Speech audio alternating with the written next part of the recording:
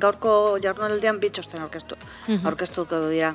Batean, hemenek Euskal Herriko Euskal aktoren batasunarekin egiten nahi den txosten bat, emakundaren laguntzaz eta EHUren laguntzaz ere, tartean daudelako, langile dielako, honetan, eta txosten hori egiten egia da,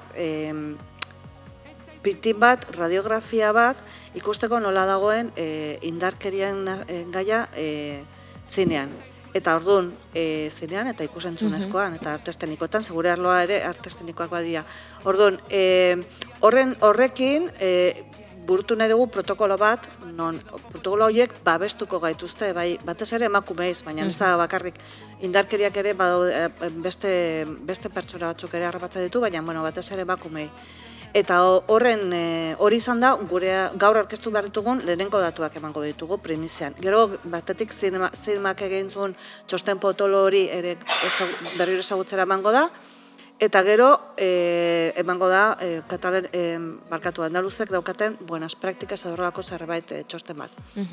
Baina horri lotuta, eta gero biktimen testigantzak eman ondoren, egin behar dugu dei bat, guk eskatu behar dugu, bai, elkarte feminist markatuk, elkarte feministe guztiek egin behar dute agiri bat, non eskatzen dugu, hori, batetik protokoloak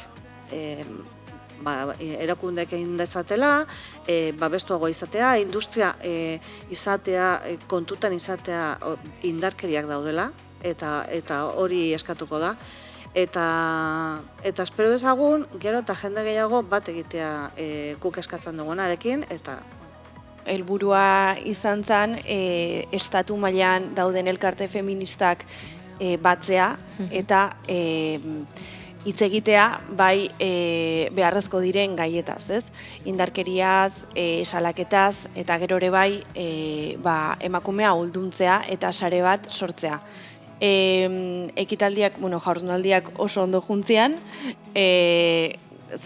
salak dena tope zeuden, eta bai, faltatzen zaigula igual gizonezko gehiago sartzea, ze, klaro, txarla hauek eta elkarrezketa hauek batez ere gizonezkontzak dira, behaieke bai entzun dezaten, baino emakume pila bat zeuden, sala beteta zeon, eta pixkanaka aigea gure ahotsa entzunarazten.